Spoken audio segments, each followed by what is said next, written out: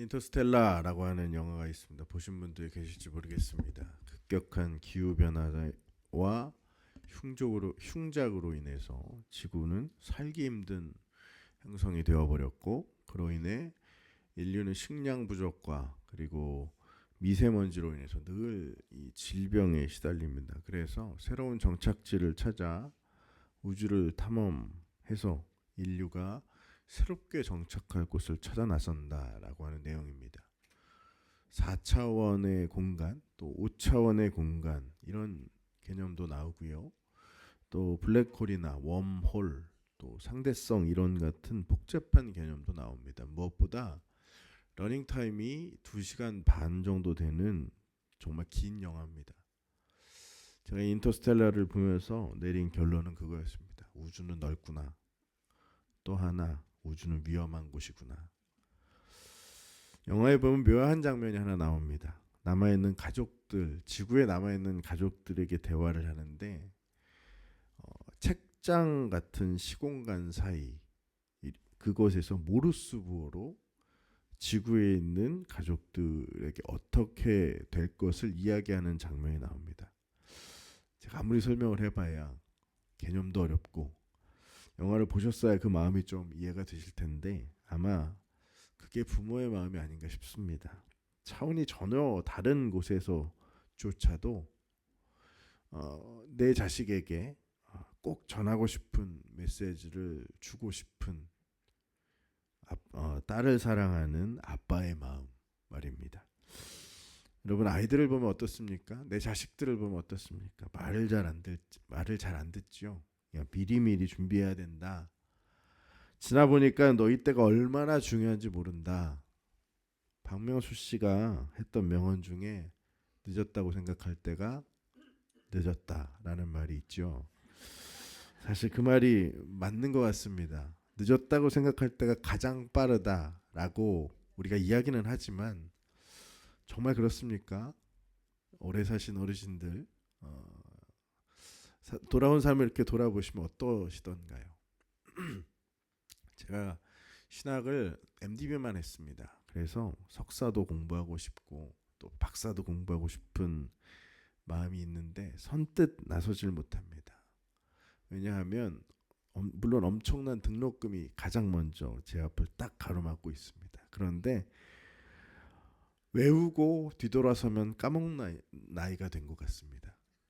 어릴 적 부모님이나 어르신분들이 하는 말이 이제야 조금 이해가 됩니다. 무슨 말이죠? 공부도 다 때가 있다.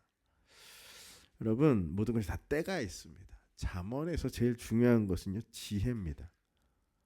지혜라고 하는 것이 두 가지 의미를 담고 있거든요. 첫 번째는 어떤 것이냐, 규범적인 지혜라고 하는 일반적인 법칙입니다. 예를 들면 이런 겁니다. 봄이 가면 여름이 옵니다. 여름이 가면 가을이 오고 겨울이 오지요. 여러분, 이 법칙들 잘 알고 지내는 것 참 중요합니다. 끝나지 않을 것 같은 엄청난 폭염에도 불구하고 신기하죠. 8월 15일만 딱 지나면 아침 저녁으로 선선한 바람이 불어옵니다. 그리고 조금 있으면 어김없이 나뭇잎이 떨어지고 추운 겨울이 옵니다. 끝나지 않을 것 같은 겨울도 어느 순간 봄 햇살이 딱 다가오기 시작하면 야, 봄이구나, 봄이 왔구나 느끼는 시간을 맞이하게 됩니다. 여러분, 이런 것들이 일반적인 법칙입니다.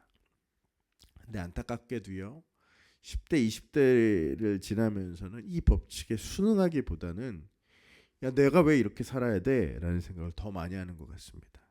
그래서 많은 친구들이 어떻게 이야기하지요? 난 엄마처럼 안 살 거야. 난 아빠처럼 안 살 거야. 이런 이야기를 합니다. 근데 오늘 우리들은 다 잘 알고 있죠. 뭘요? 조만간이지요. 조만간. 네. 지나보면 똑같은 우리네 삶이기 때문에 그렇습니다. 그렇죠? 그러면 여러분, 40대, 50대 여러분들은 어떠십니까? 마음은 청춘이죠. 마음은 청춘인데 아침에 소화가 좀 잘 안 될 뿐이고 아침에 좀 잘 못 일어날 뿐이지 사실 마음속으로는 문제될 게 아무것도 없죠. 세월이 지나면서 조금씩 알게 되는 것 같더라고요.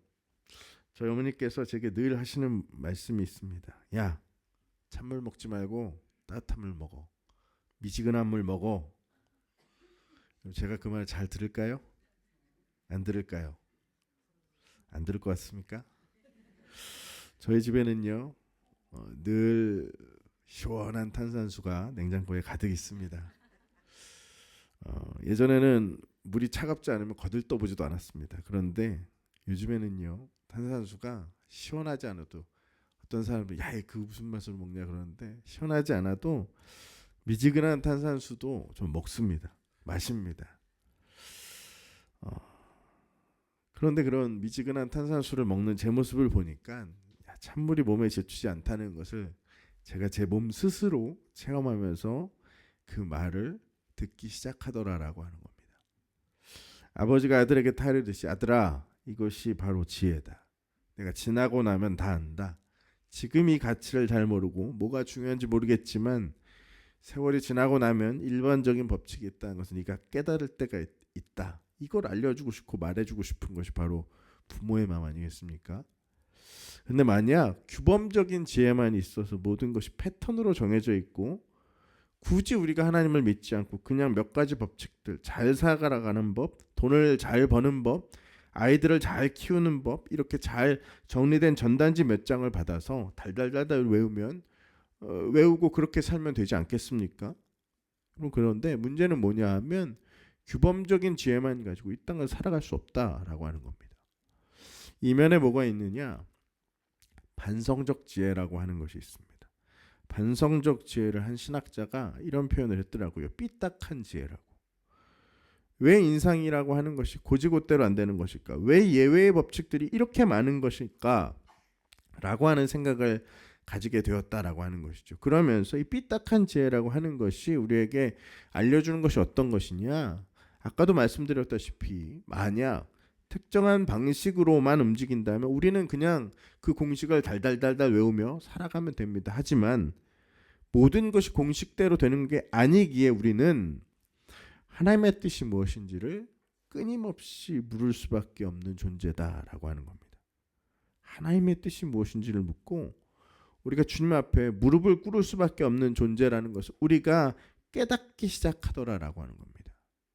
규범적인 지혜에서 부모가 보통은 자녀들에게 알려주고 싶은 것들이 어떤 것이 있을까요?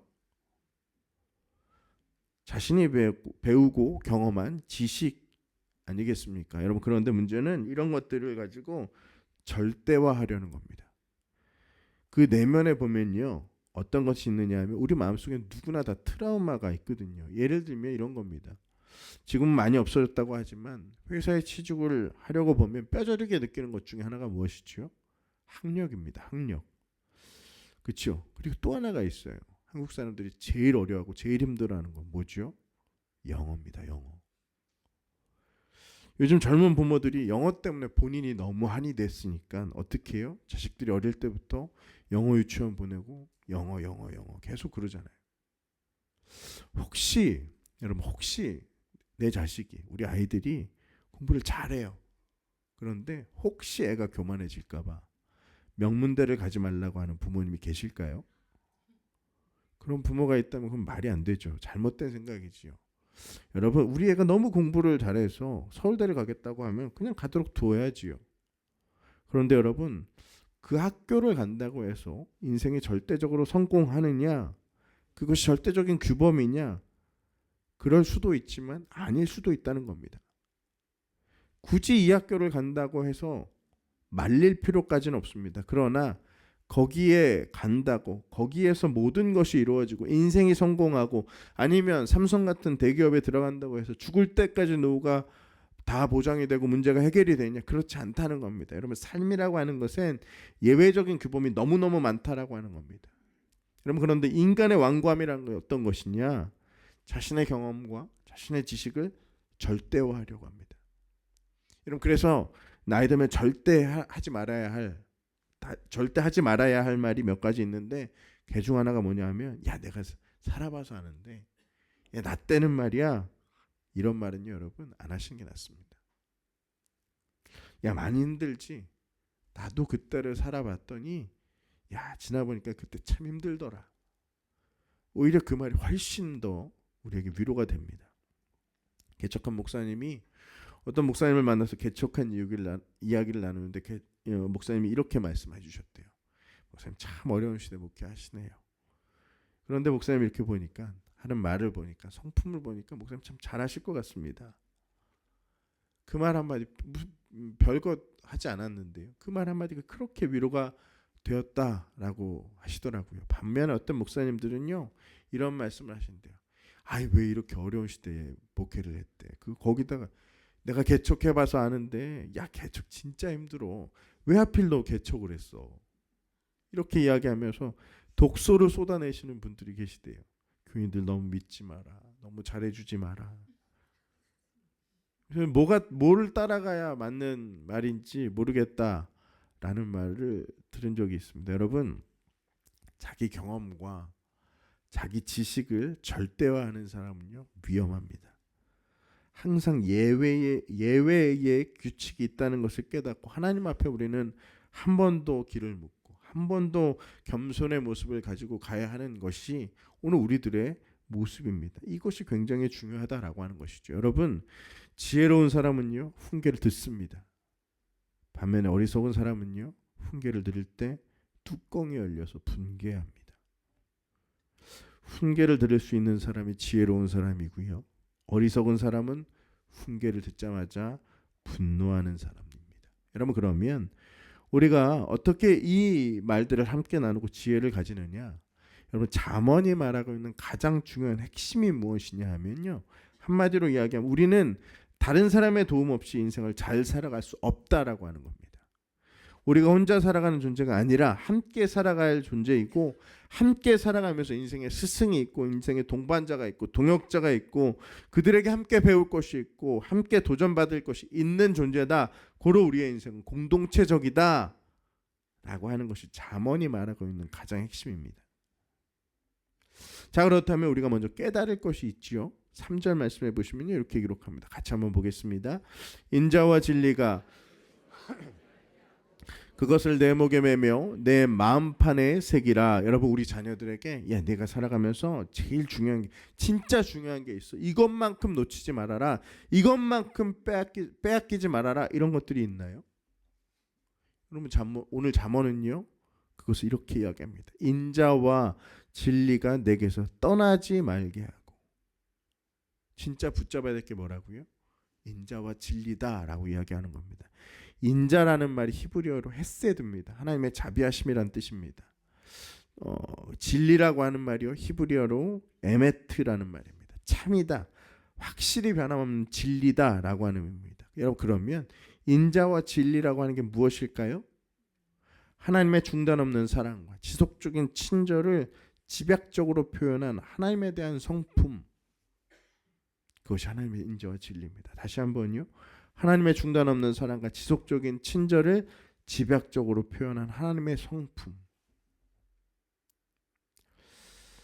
그러면 이것이 무엇을 말하는 것일까요? 하나님의 성품, 하나님의 그분을 끝까지 붙잡아라, 이 이야기입니다. 여러분, 아무것도 없어도요 하나님 한 분 때문에 기적 같은 인생을 살아가는 사람들이 있습니다. 반면에 어떤 사람이 계시냐?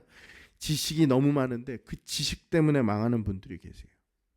아버지 친구분 중에 돌아가신 분인데 아버지가 이분을 처음 소개할 때마다 저에게 소개할 때마다 이렇게 소개해 주셨습니다. 이 삼촌 엄청 똑똑한 삼촌이야. 일본 동경대학 출신이야. 그리고 이분을 항상 그렇게 소개를 받았는데 이분을 보면요 정말 말을 한마디를 해도 엄청 피곤하게 하시는 분이에요. 꼬치꼬치 캐묻는 분이에요. 공부는 잘하고 있냐? 성적은 잘 나오냐? 결혼 빨리 해야 한다. 사실 제가 그분을 별로 좋아하지 않았습니다. 왜요? 그럴만하지요. 한 번은 아내분이랑 아주머니랑 같이 오셨는데 그 아주머니의 표정이 제가 잊을 수가 없습니다. 얼굴이 썩었어요. 그 이유를 알아봤더니 이분이 결혼하시고 직장생활을 하신 적이, 돈벌이를 하신 적이 거의 없습니다. 왜요? 일본 동경대학 출신이니까요. 한 번도 돈을 벌어오신 적이 없습니다. 왜요? 일본 동경대학 출신이니까요. 정치하신다고 몇백만 원짜리 자전거 좋은 거 하나 사셔서 동네 마실 다 가듯이 그냥 인생 플렉스 하시면서 그냥 그 인생 너무너무 즐겁게 사시는 거죠. 반면에 돈을 왜 안 버시느냐? 왜요? 일본 동경대학 출신이니까. 제가 그분을 보면서 깨달은 게 있습니다. 야, 많이 배워도 망할 수 있겠구나. 또 엘리자베스 테일러 같은 분들, 여성분 보십시오. 얼마나 아름답습니까? 지금 돌아가셨죠. 예뻐서 망한 케이스죠. 이분이요, 7명의 남편과 8번의 결혼을 했습니다. 여러분, 이런 사람 부러우십니까?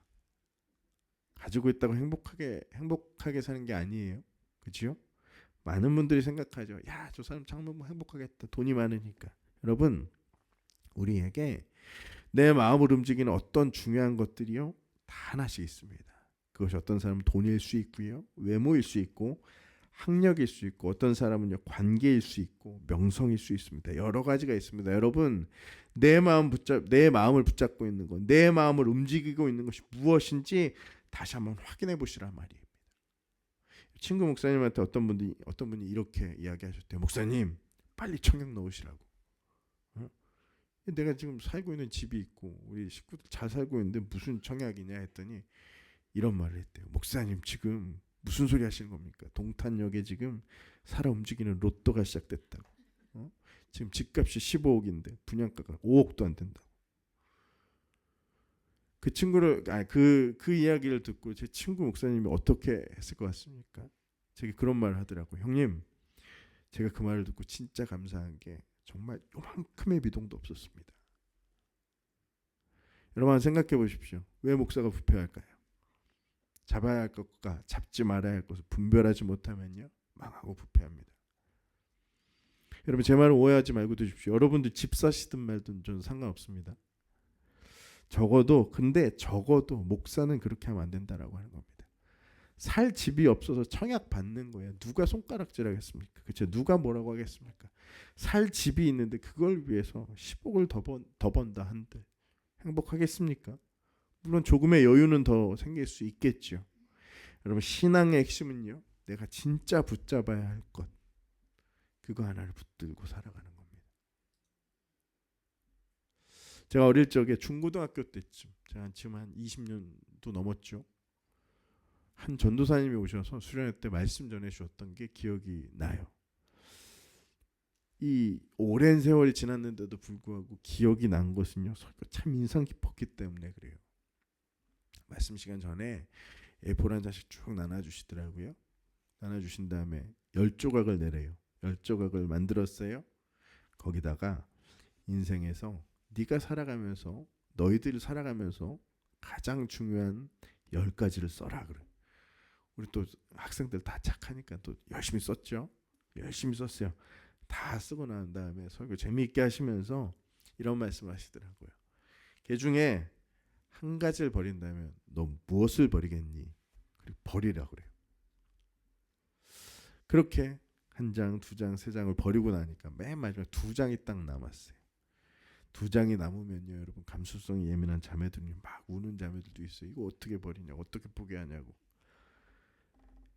전사님 말씀하시더라고요. 야, 한 가지를 버려야 하면 뭘 버리겠냐 물으시는 거예요. 결국 다 버리고요, 한 장이 딱 우리 손에 한 장씩이 남았어요. 전사님 대단하신 게 마지막 남은 게 뭔가 펴서 봐라, 읽어봐라, 이렇게 말씀하셔야 하는데 보지도 않으시고 뭐라고 하셨느냐, 여러분, 그거 평생 간직하고 살라고. 궁금하잖아요. 다른 애들 못 썼는지. 나중에 끝나고 우리 학생들끼리 모여서 그 손에 있던 마지막 한 장을 다 열어보니까 전부 다 하나님이었어요. 그 하나님에 대한 마음. 여러분, 제가 그 설교가 잊혀지지 않는 게 뭐냐, 그 설교는요, 어떤 주의 설교도 아니고요, 설교도 아닌 것 같고 레크레이션도 아닌 것 같은 그런 정말 희한한 설교였어요. 그런데 거기서 준 메시지는 딱 하나예요. 오늘 보면 3절의 말씀처럼 뭐예요? 인자와 진리.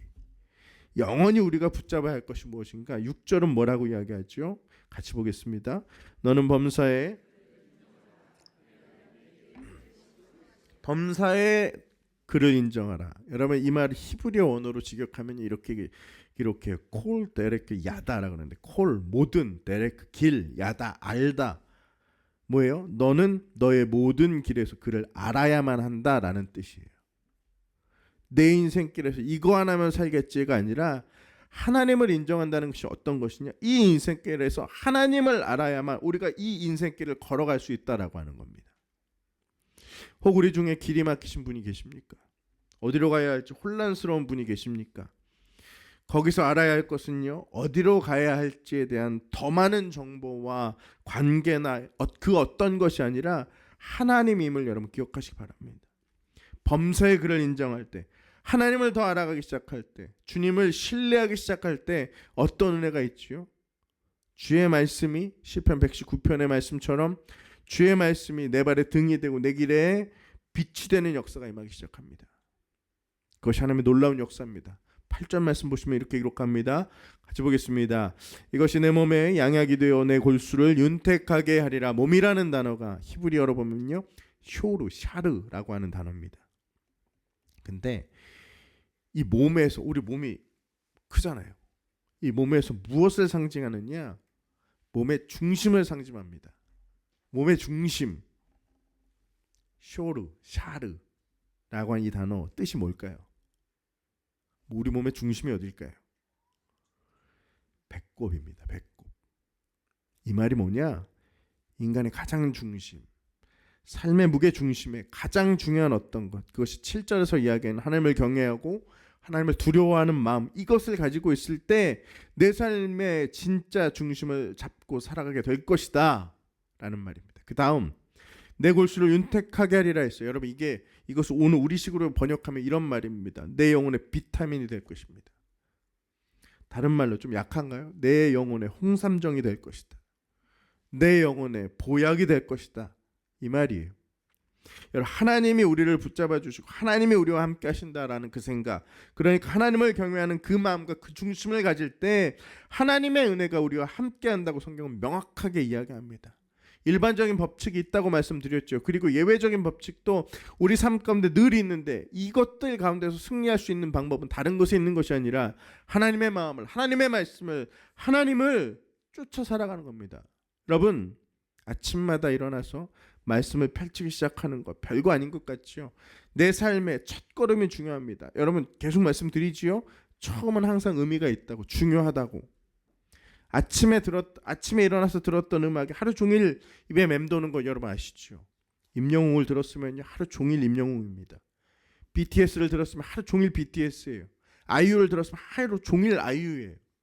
새벽에 아침에 내가 눈을 떴을 때 보는 그 말씀이 오늘 내 삶을 지배합니다.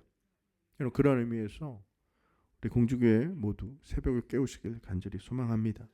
우리 교회 새벽기도 보면요, 요즘 새벽기도 너무 안 되시는 것 같아요.